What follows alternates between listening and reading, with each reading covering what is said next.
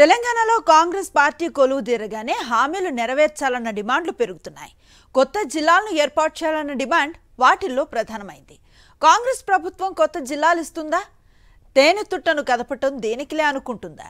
రాష్ట్రం ఏర్పాటైన 10 ఏళ్లకు అధికారంలోకి వచ్చింది కాంగ్రెస్ పార్టీ. వచ్చి రాగానే సవాళ్లు స్వాగతం పలుకుతున్నాయి. ప్రత్యేక రాష్ట్రం ఏర్పడ్డాక తెలంగాణలో ఉన్న 10 జిల్లాలు 33 జిల్లాలుగా విభజించింది కేసీఆర్ ప్రభుత్వం. అయితే ఇంకా కొన్ని కొత్త జిల్లాల ఏర్పాటు కోసం డిమాండ్లు మిగిలే ఉన్నాయి. అధికారంలోకి వస్తే కొత్త జిల్లాల ఏర్పాటు డిమాండ్ను నెరవేరుస్తామని కాంగ్రెస్ హామీ ఇచ్చింది. 10 జిల్లాలతో ఏర్పడిన తెలంగాణలో కొత్త జిల్లాలు ఆవిర్భవించాయి.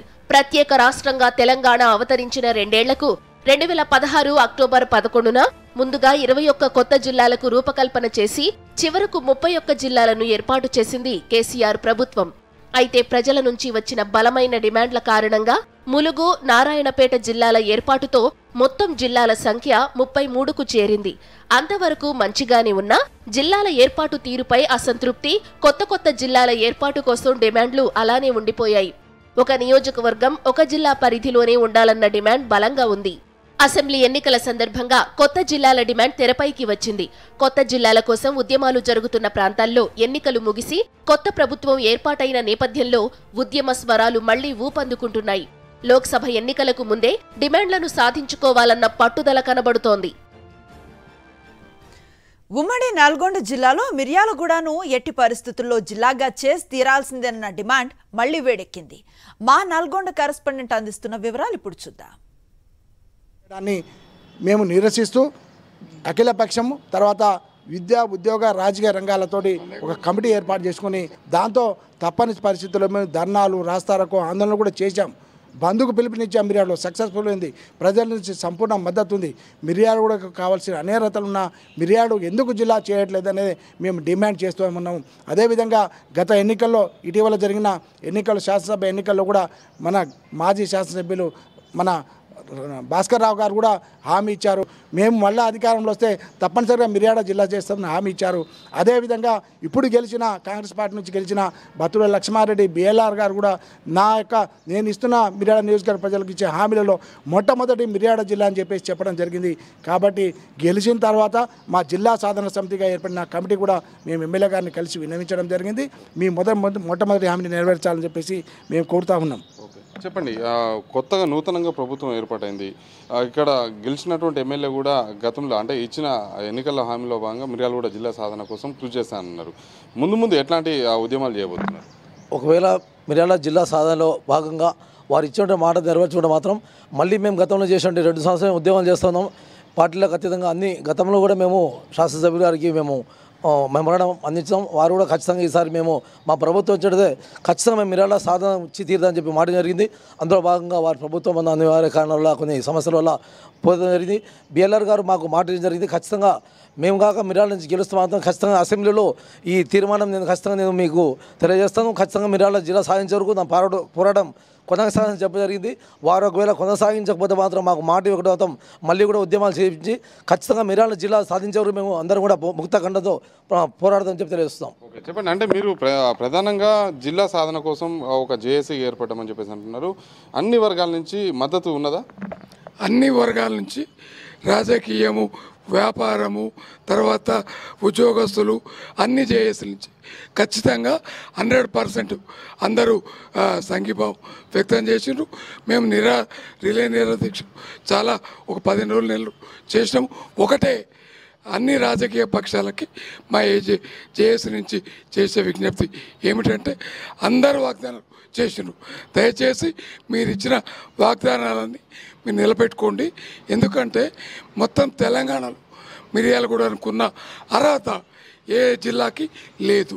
పార్లమెంటు ఎన్నికల లోపే వారి నుంచి హామీ పొంది తప్పక సాధిస్తామని కోరుతున్నాం. చెప్పండి, ప్రధానంగా పరిపాలనా సౌలభ్యం కోసం ఇప్పటికే ఉమ్మడి జిల్లాని 3 జిల్లాలకు ఏర్పాటు చేశారు. మరొక జిల్లా సాధ్యమంటారా? కాబట్టి గత ప్రభుత్వంలో చేసిన తప్పులు మళ్ళీ చేయకుండా నూతన ప్రభుత్వానికి శుభాకాంక్షలు తెలుపుతూ సీఎం రేవంత్ రెడ్డి గారిని మేము ఈ యొక్క సభాముఖంగా సాక్షి టీవీ ముఖంగా మేము అడుగుతున్నాం. నేడు మన బత్తుల లక్ష్మారెడ్డి గారు ఎన్నికయ్యారు మిర్యాల ఎమ్మెల్యే. కనీసం మన అసెంబ్లీలో కూడా చర్చించాలని ఈ యొక్క ఇష్యూను, ఈ యొక్క మిర్యాల జిల్లా అనే విషయాన్ని పైకి తీసుకెళ్లాలని, అసెంబ్లీలో చర్చించాలని సీఎం రేవంత్ రెడ్డి చర్చించాలని కోరుకున్నాను. జై మిర్యాలగూడ జిల్లా. ఒక మహిళా నాయకురాలుగా మీరేం డిమాండ్ చేస్తారు? మేము కూడా మహిళా అధ్యక్షురాలు కదా, వాళ్ళు నిరాహార దీక్ష చేసినప్పుడు మేము కూడా పాల్గొనడం జరిగింది. ప్రతి ఒక్క రాజకీయ నాయకులు వచ్చి హామీలు ఇస్తాం, జిల్లా సాధన కోసం మేము పోరాటం చేస్తున్నాం, అన్ని వనరులు ఉన్నాయి, మన మిర్యాలగూడని తప్పకుండా జిల్లా ఇస్తామని హామీలు ఇచ్చిపోయారు, కానీ ఇంతవరకు నెరవేరలేదు. వాళ్ళు ఓట్ల కోసము, వాళ్ళ సీట్ల కోసమే జనాలను ఉపయోగించుకురు. ఇంతవరకు కనీసం ఎలాంటి మాకు రెస్పాన్స్ ఇంతవరకు రావట్లేదు.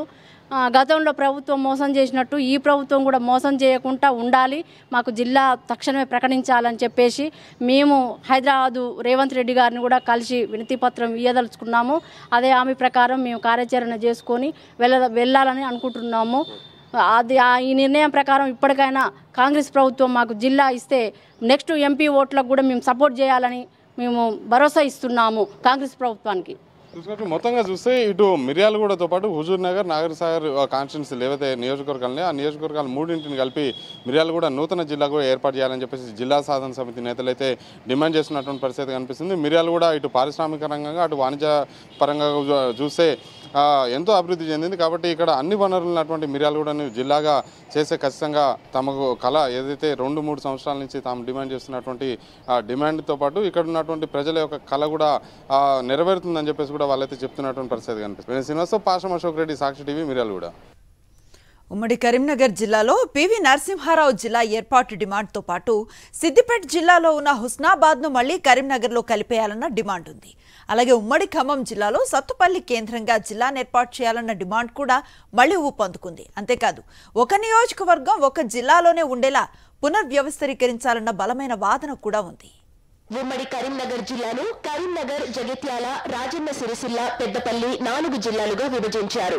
అయితే హుజూరాబాద్ కేంద్రంగా మాజీ ప్రధాని పివి నరసింహారావు పేరిట జిల్లా ఏర్పాటు చేయాలన్న డిమాండ్ ఎప్పటి నుంచో ఉంది.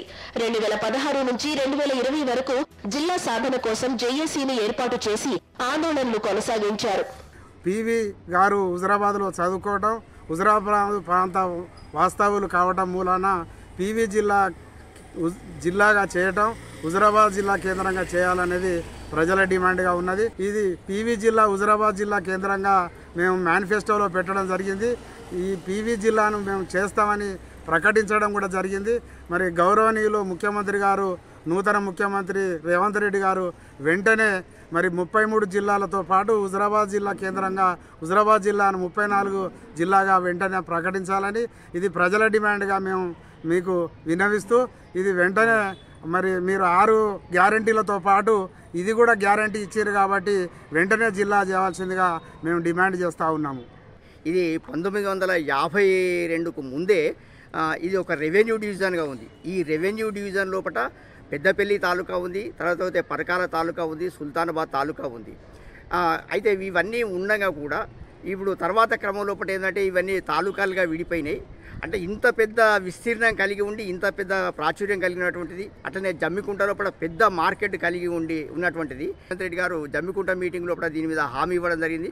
కాబట్టి ప్రభుత్వం వాళ్ళదే ఏర్పడింది కాబట్టి తప్పనిసరిగా దీని మీద చర్య తీసుకొని దీని ప్రాముఖ్యతను గుర్తించి దీని ఆవశ్యకతను గుర్తించి జిల్లా చేయాలని చెప్పేసి మేము డిమాండ్ చేస్తున్నాం. ఇప్పుడు మేము హుజూరాబాద్ జిల్లా ఏదైతే అంటున్నామో దీనికి 13 మండలాలను కలుపుకొని అంటున్నాం. ఇవన్నీ కూడా దాదాపు ఒక 20 కిలోమీటర్ల పరిధి లోపల కలిగి ఉన్నటువంటి ప్రాంతం. 2021లో జరిగిన హుజూరాబాద్ ఉప ఎన్నికల సందర్భంగా ఆ డిమాండ్ తెరపైకి వచ్చినప్పటికీ అధికార విపక్ష పార్టీలు ఎవ్వరూ పట్టించుకోలేదు. ఇటీవల ఎన్నికల ముందు ప్రస్తుత సీఎం రేవంత్ రెడ్డిని పివి జిల్లా సాధన కమిటీ సభ్యులు కలవగా జమ్మికుంట సభలో రేవంత్ రెడ్డి పివి జిల్లా హామీ ఇచ్చారు. హుజూరాబాద్ను కేంద్రంగా చేసుకొని సైదాపూరు, భీమదేవరపల్లి, ఎలకతుర్తి, కమలాపూరు, జమ్మికుంట, ఇల్లంతకుంట, వీణవంక, శంకరపట్నం మండలాలను కలుపుకొని జిల్లా చేయాలని చెప్పి ఎప్పుడైతే రాష్ట్ర ప్రభుత్వం ఈ జిల్లాల పునర్వ్యవస్థీకరణ కార్యక్రమాన్ని ప్రవేశపెట్టిందో 2016 సంవత్సరం నుండి, అప్పటి నుండి ఇక్కడ మేధావులు జేఏసీగా ఏర్పడి జిల్లా కావాలని చెప్పి పోరాటాలు స్టార్ట్ చేసారు, ఉద్యమం స్టార్ట్ చేసారు. జమ్మికుంటలో జరిగినటువంటి సమావేశంలో ఇవాళ ఉన్నటువంటి ముఖ్యమంత్రి గారు, అప్పుడు పిసిసి అధ్యక్షులు వారు వచ్చి జిల్లా బాధ్యత హుజూరాబాద్ పివి జిల్లా ఏర్పాటు చేసే బాధ్యత మేము తీసుకుంటాము, ఇది మా బాధ్యత అని చెప్పి మేము దీన్ని బాధ్యతగా తీసుకుంటామని చెప్పి ప్రకటించారు. ఇది పీవీ జిల్లా అనేది 2016 నుంచి ఉద్యమం నడుస్తూ ఉన్నది. 2016 నుంచి మొత్తం అన్ని పార్టీల వాళ్ళకు వినతి పత్రం ఇవ్వడం జరుగుతుంది, నడుస్తూ ఉన్నది. ఎందుకు కావాలి పీవీ జిల్లా అంటే ఇక్కడ అన్ని అర్హతలు ఉన్నాయి. రేవంత్ రెడ్డి గారు కూడా, మన గౌరవనీయులైన ముఖ్యమంత్రి గారు కూడా ప్రకటించడం జరిగింది. ప్రస్తుతం హుస్నాబాద్ నుంచి ఎమ్మెల్యేగా ఎన్నికై మంత్రి అయిన పొన్నం ప్రభాకర్ పై హుస్నాబాద్ ను తిరిగి కరీంనగర్ లో కలపాలన్న ఒత్తిడి పెరుగుతోంది. హుస్నాబాద్ ను కరీంనగర్ లో తిరిగి విలీనం చేస్తారా, లేక పీవీ పేరిట హుజూరాబాద్ కొత్త జిల్లా ఏర్పాటుపై దృష్టి పెట్టి ఆ ప్రాంత ప్రజల కోరిక నెరవేర్చుతారా అనే ఆసక్తికరమైన చర్చ జరుగుతోంది. ఏ ప్రకటించలే, ప్రజల అభిప్రాయానికి అనుగుణంగా ఉంటుందని చెప్పినాం.